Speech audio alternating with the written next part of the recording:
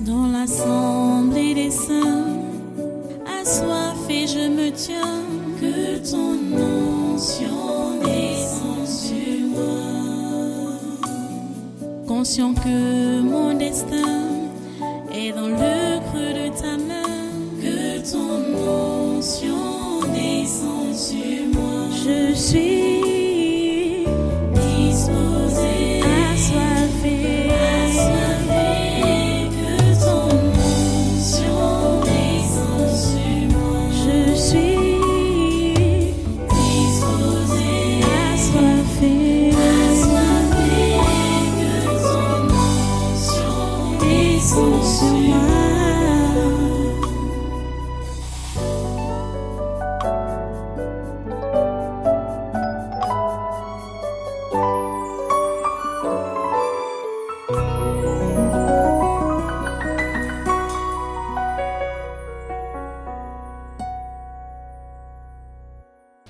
Alléluia, merci Seigneur. Merci pour tout ce que tu as fait. Reste debout et prends ta Bible. Nous allons revenir sur notre passage, notre verset 7 de 1 Corinthiens 4. 1 Corinthiens 4, verset 7, qui dit: car qui est-ce qui te distingue? Qu'as-tu que tu n'aies reçu? Et si tu l'as reçu, pourquoi te glorifies-tu comme si tu ne l'avais pas reçu? Prions le Seigneur. Dieu Tout Saint, nous te remercions pour ta parole de ce jour. Merci parce que tu nous aimes, c'est pour cela que tu nous instruis dans tes voies, pour que nous puissions marcher sur la voie droite et ne pas tomber.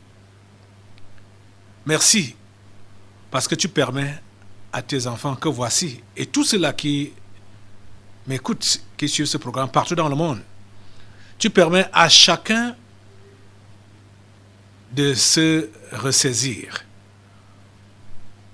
Que chacun comprenne que tout vient de toi. Et que si tu nous confies quelque chose, quoi que ce soit, ce n'est pas pour nous-mêmes. C'est pour que nous puissions mettre cela au service des autres. Donc on n'a pas à négliger ce que nous avons et on n'a pas à se vanter parce que nous en avons assez, mais permet que chacun comprenne que c'est toi qui donnes pour le service commun. À toi toute la gloire, ô grand Dieu. À toi tous les honneurs, ô grand Dieu. À toi la magnificence, ô grand Dieu. Au nom de Jésus, nous avons prié. Amen, amen. Voilà, à ce passage, nous avons déjà associé beaucoup de passages. Je vais revenir, par exemple, au passage que je venais même de paraphraser là dans la prière, le passage de 1 Pierre, chapitre 4, 1 Pierre, chapitre 4, verset 10. 1 Pierre 4, verset 10 jusqu'à 11, qui disent donc: comme de bons dispensateurs des diverses grâces de Dieu, que chacun de vous mette au service des autres le don qu'il a reçu. Si quelqu'un parle, que ce soit comme annonçant les oracles de Dieu.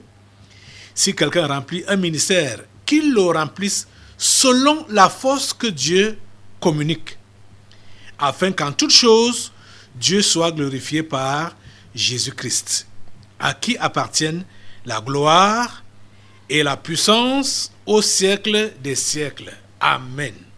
Vous voyez? C'est le but pour lequel Dieu nous comble, nous bénit, nous donne. C'est pour que nous puissions mettre au service des autres ce qu'il nous a donné. Parce que ce qui est sûr, tout le monde n'a pas reçu la même chose. C'est pourquoi on parle de distinction. Tout le monde n'a pas reçu la même chose. Tout le monde n'a pas reçu les mêmes grâces. Tout le monde n'a pas reçu les mêmes grâces. Mais chacun a reçu quelque chose.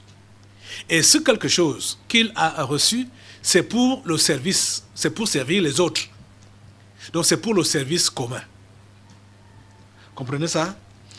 C'est important que nous puissions réellement le saisir. Et je pense qu'on va aller aujourd'hui, on va ajouter un nouveau passage qui va toujours dans le même sens de ce que nous venons de lire là dans 1 Pierre 4, verset 10. Allons dans Romains au chapitre 12. Romains chapitre 12. Romains chapitre 12 à partir du verset 3. Romains 12 à partir du verset 3. Vous y êtes? Allez-y, allez-y. Romains chapitre 12 à partir du verset 3. Voilà, nous lisons. Par la grâce qui m'a été donnée, j'ai dit à chacun de vous de n'avoir pas de lui-même une trop haute opinion, mais de revêtir des sentiments modestes, selon la mesure de foi que Dieu a départie à chacun. Voilà. La mesure de foi que Dieu a départie à chacun. Tout le monde n'a pas une même mesure de foi. Tout le monde n'a pas les mêmes dons, ou tous les dons. Chacun a reçu une portion.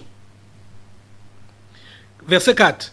Car, comme nous avons plusieurs membres dans un seul corps, et que tous les membres n'ont pas la même fonction, ainsi, nous qui sommes plusieurs, nous formons un seul corps en Christ. Et nous sommes tous membres les uns des autres. Oh mon Dieu. Nous sommes tous membres les uns des autres. Ça veut dire quoi? Toi qui es chrétien, n'importe comment, Dieu a mis quelque chose en toi.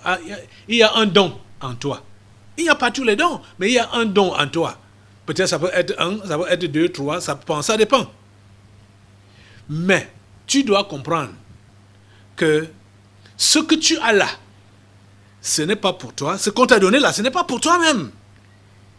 C'est pour que tu mettes ça au service des autres. De façon que les autres qui ont ce que toi aussi tu n'as pas, ils puissent mettre ça à ton service. C'est comme ça que fonctionne la chrétienté. La chrétienté fonctionne comme le corps humain. Je pense que si vous arrivez un jour de sortir et en route, vous trouvez tout le monde qui marche avec la tête. Vous êtes la seule personne qui marche avec les pieds. Mais vous allez fuir. Vous allez prendre, je ne sais pas quelle direction vous allez prendre. C'est devenu quoi? Qu'on marche avec la tête? Non. On ne marche pas avec la tête, c'est avec les pieds. Parce que chaque membre du corps a sa fonction, son rôle. Donc nous sommes comme les membres d'un corps. Nous tous, nous sommes comme les membres d'un corps. Et chacun doit jouer son rôle. Aucun membre ne peut jouer le rôle de l'autre. Ce n'est pas possible. Ce n'est pas possible. Chaque membre doit jouer le rôle qui lui revient. Donc, heureusement que c'est la bouche qui a le rôle de parler dans le corps. Hein? Si c'était les pieds ou les mains ou des autres membres, je ne sais pas ce que le corps allait devenir. Hein? Parce que si soit tu travailles ou bien tu marches, ou bien, ce que tu fais, le membre qui est utilisé, il va se mettre à se plaindre, à parler, hein, à se lamenter. Tu vois, ça va gêner tout le corps. Ça va gêner tout le corps. Mais fort heureusement que ce n'est que la bouche qui parle dans un corps. Ce n'est que la bouche qui parle. Vous voyez? On repart de Romains 12 là, Romains 12, qui dit dans le verset 4 que car nous avons plusieurs membres dans un seul corps et que tous les membres n'ont pas la même fonction. Tous les membres n'ont pas la même fonction. Il faut que vous compreniez cela. Tous les membres n'ont pas la même fonction. Dans ce qu'on appelle l'église là, l'église de Jésus-Christ, chacun doit réellement se mettre à sa place. Hein. chacun doit se mettre à sa place.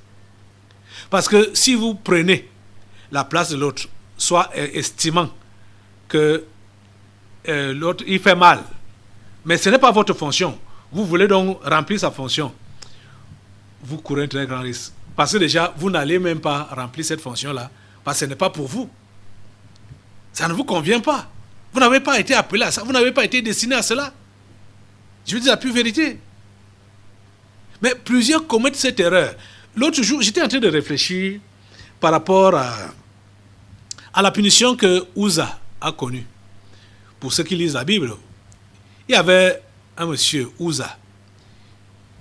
Il était vraiment un vaillant homme qui était avec au temps de David.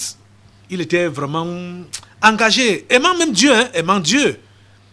Mais il n'était pas lévite ni sacrificateur. Et pendant que David transportait l'arche, David n'a pas transporté l'arche comme Dieu avait indiqué. David a transporté l'arche sur des chars. Or, c'était des Lévites qui devaient porter ça, donc les Lévites devaient porter ça sur les épaules. Parce que même les sacrificateurs sont de la famille de Lévi. Donc, mais David a mis ça sur les chars, et comme la route était cabosseuse, la char a balancé pour renverser l'arche de l'alliance de Dieu.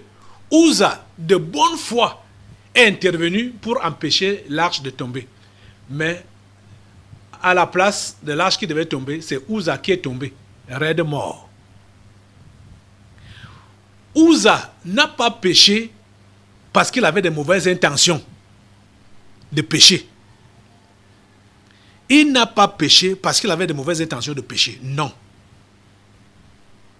Uza a péché parce qu'il a fait ce qu'il ne devait pas faire. Ce n'était pas son travail, c'est tout. Et Dieu a fait ça pour faire respecter sa parole. C'est-à-dire Dieu a fait tuer Uza pour faire respecter sa parole. Pour qu'on ne déplace pas ce qu'il a dit. Qu'on n'ajoute pas, qu'on ne retranche pas. Qu'on marche comme il a dit. Quand je méditais sur l'affaire, j'ai dit certainement Uza est sauvé. Parce que Uza n'a pas... Si Dieu l'a tué pour préserver sa parole. Dieu ne l'a pas tué parce qu'il a forcément péché. Parce que l'acte qu'il a posé n'était pas un péché. C'était pas un péché.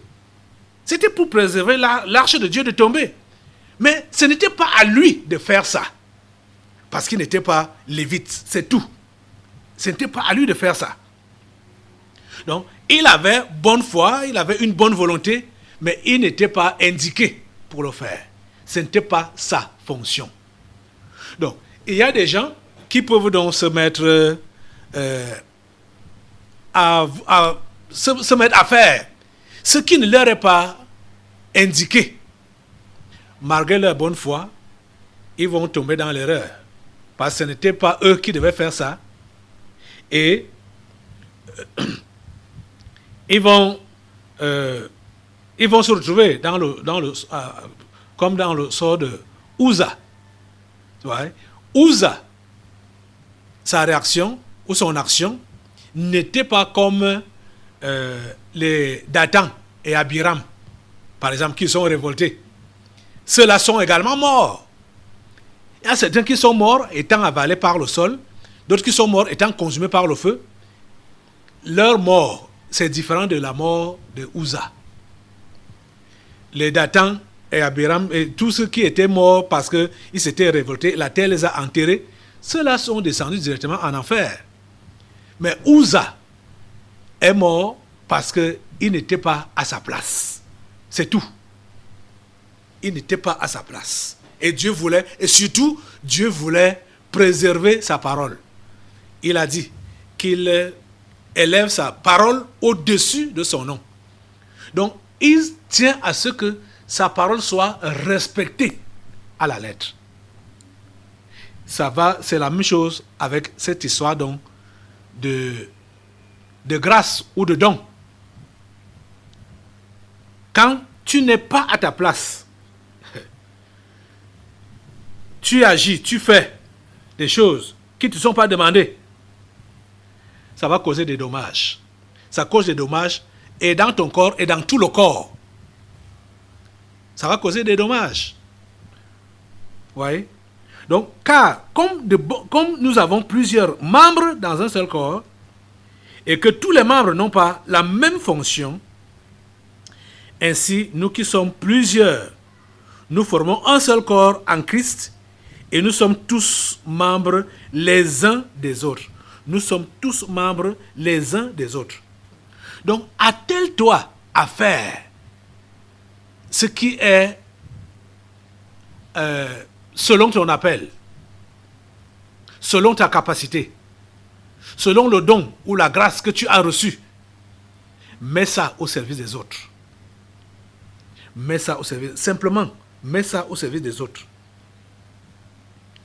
Puisque nous avons des dons différents, selon la grâce qui nous a été accordée, que celui qui a le don de prophétie l'exerce selon l'analogie de la foi, que celui qui est appelé au ministère s'attache à son ministère, que celui qui enseigne s'attache à son enseignement, et celui qui exhorte à l'exhortation, que celui qui donne le fasse avec libéralité, que celui qui préside le fasse avec zèle, que celui qui pratique la miséricorde le fasse avec joie. Chacun doit se mettre à sa place. Chacun doit se mettre à sa place.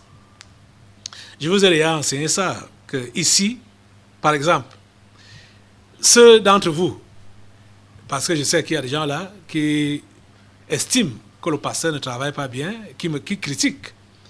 Mais je sais que ceux-là, on leur donne ma place, ne serait-ce que pour une minute.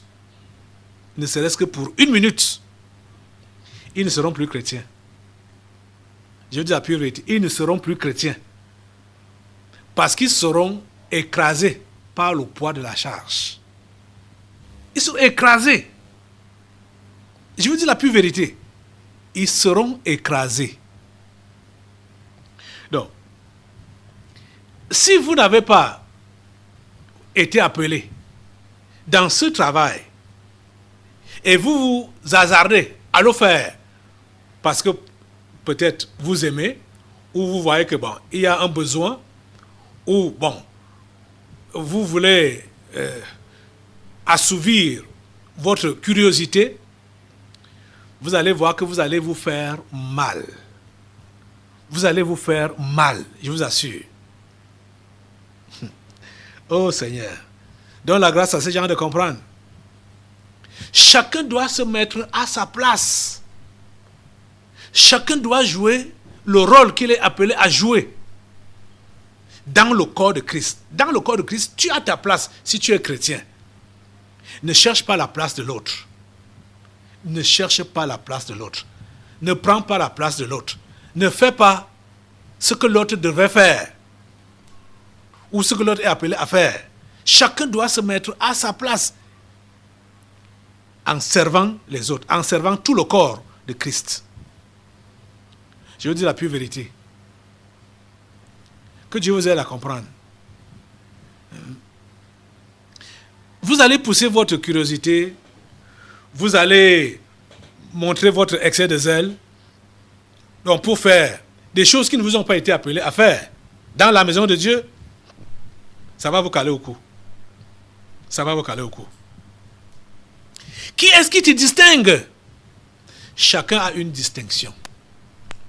Chacun a une distinction. Et quand tu remarques ta distinction, sache que Dieu t'a donné ça pour un but spécifique, pour un objectif spécifique.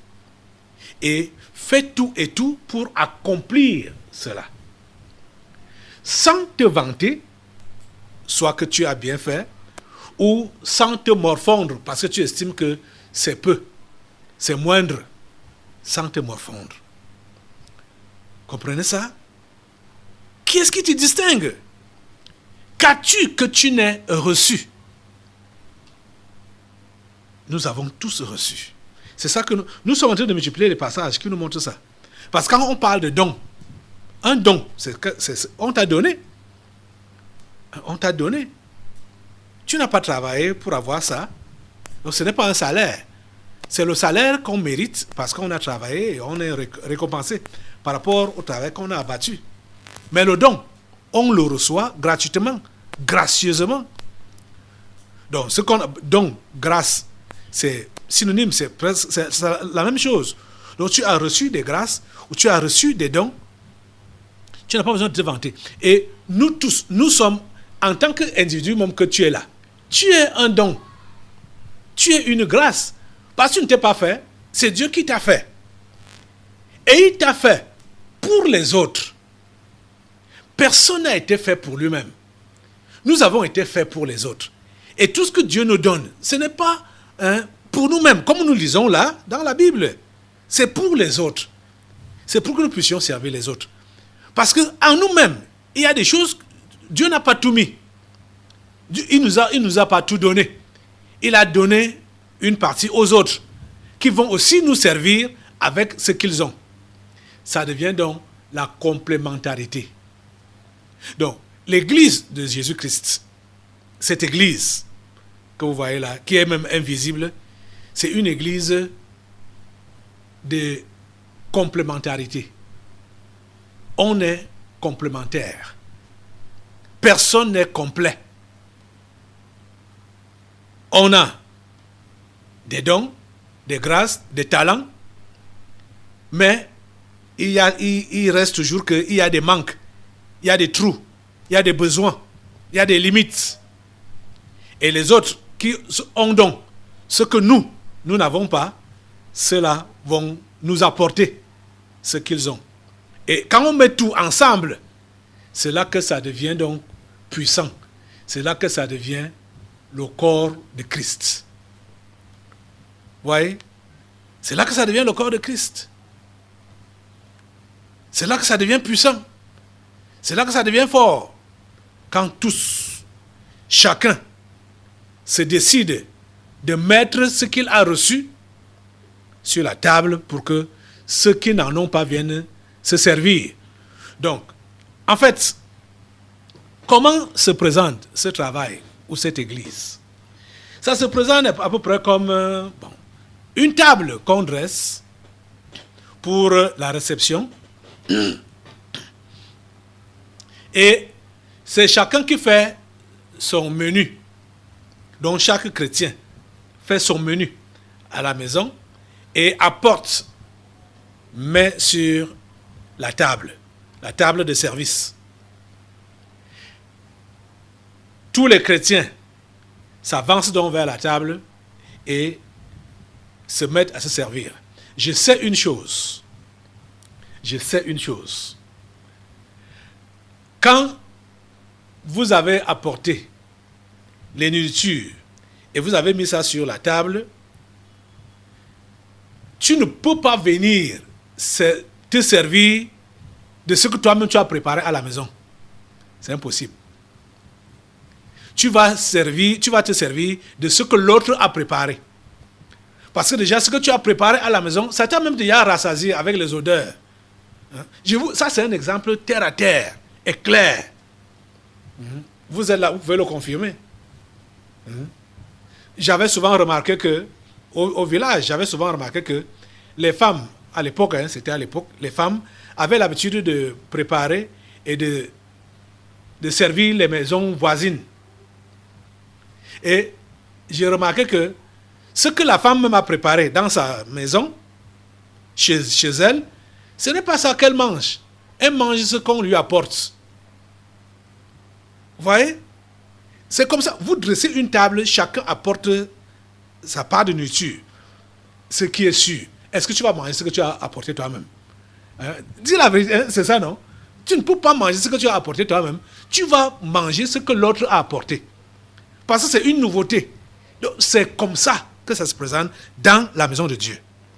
Donc, chacun apporte sa contribution et vous allez voir que ce que l'autre n'a pas apporté et ce qui lui manque, donc, c'est de ça qu'il va se servir sur la table du Seigneur.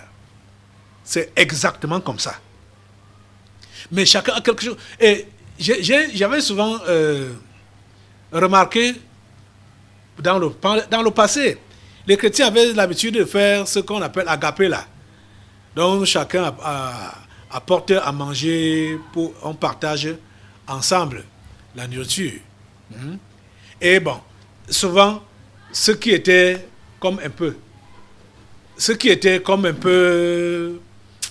démunis là, pouvaient apporter quelques doigts de banane, bon, pensant qu'ils n'ont rien apporté. Pourtant, ils ont apporté ce que l'autre, peut-être ça fait depuis des semaines ou des mois, n'a pas pu manger. Et tout ce qui s'apporte là se mange. Donc, ce que tu aimes ou ce que tu désirais et que ça a été posé sur la table, c'est ça que tu vas consommer. Et les autres vont consommer aussi ce que tu as apporté, que toi, ça ne te plaît pas parce que tu es déjà trop rassasié de ça. Vous comprenez ça? Ok. Donc, je vous en prie. Il ne faut rien sous-estimer et il ne faut pas se surestimer. Il ne faut pas avoir de l'orgueil, la vantardise. Il ne faut pas avoir le complexe d'infériorité. Vous comprenez? En tant que chrétien, tout ce que Dieu nous donne est mesuré. C'est mesuré, c'est lui-même qui connaît, qui sait la quantité qu'il nous donne et qui sait qu'on peut maîtriser ça. Que ce soit au niveau des dons, au niveau des services, au niveau des talents, il sait la quantité qu'il doit donner à chacun. Et c'est que la personne là va maîtriser, est capable de maîtriser, de bien utiliser ce qu'il lui a donné. C'est pourquoi, quand toi tu vas te mettre à te plaindre que tu n'as pas reçu assez, tu insultes Dieu. Tu insultes Dieu. Parce que lui, il savait que c'est ça que tu peux mieux utiliser. Il savait où se limiter tes forces. Parce que même les forces, c'est lui qui nous donne. C'est lui qui nous donne. Comme le frère rappelait ce verset de Philippiens 2 là. Le vouloir et le faire, c'est lui qui nous donne. C'est lui qui nous donne. Donc on n'a rien en propre. On n'a rien en propre. Les amis, s'il vous plaît, abandonnons-nous entre les mains de Dieu. Et étant dans ses mains, sachant que nous sommes là juste comme des instruments, des outils qu'il va utiliser pour le bien-être des autres. On n'a rien à réclamer pour nous-mêmes. Il va utiliser aussi les autres entre ses mains pour nous, bien sûr. Vous voyez? Mais nous n'avons rien à réclamer. Nous n'avons rien à revendiquer. Et s'il vous plaît, ne vous mettez pas des fardeaux sur le dos qui vont vous dépasser. Ne vous mettez pas les fardeaux sur le dos qui vont vous dépasser. Je vous en prie. Je vous en prie. C'est ça que la Bible nous dit ici. Ainsi, nous qui sommes plusieurs, nous formons un seul corps en Christ et nous sommes tous membres les uns des autres. Puisque nous avons des dons différents, selon la grâce qui nous a été donnée, qui nous a été accordée, que celui qui a le don de prophétie l'exerce selon l'analogie de la foi. Ouais, nous avons des dons différents. Nous avons des dons différents. N'essaye pas de t'accaparer ou de vouloir faire ce que tu n'es pas appelé à faire. Ce qui va dépasser tes forces. Je dis, ça peut être un travail spirituel, agréable, appréciable. Mais tu n'as pas été appelé à ça. Tu te mets à vouloir faire ça, ça va te déranger. Ça va te détruire. Ça va te détruire. Je te dis la pure vérité. Je vous dis la pure vérité. Ça va vous détruire. Je veux dire que vous autres qui me critiquez là, on vous met à ma place pour 1 minute seulement. Je dis 1 minute seulement. Vous ne serez plus chrétien. Vous ne serez plus chrétien. Je vous dis la pure vérité. Mais quand il faut critiquer, quand il faut dire qu'il faut faire les remarques. On fait ça avec aisance, on fait ça avec... hein. Pourtant, ce n'est pas votre domaine. Ce n'est pas votre domaine. Vous comprenez? Ce n'est pas votre domaine. Vous courez le risque, un très grand risque. Hein? Vous voyez un peu, j'ai vu dans une vidéo où on montrait comment on était en train de montrer les poulets de ferme là, qui marchent à peine. Comment est-ce que vous pouvez... La volaille, normalement, comme Dieu a créé, la maturité de la volaille commence à 6 mois. Comment est-ce que 1 mois, 15 jours, un poulet pourrait être gros, consommable? Ça veut dire que ça a grandi hors temps.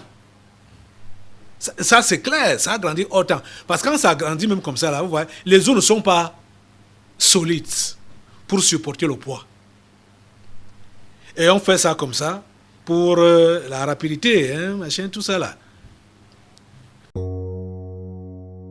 Dans l'assemblée des saints, assoiffé je me tiens, que ton onction descende sur moi. Conscient que mon destin est dans le creux de ta main, que ton onction descende sur moi. Je suis disposé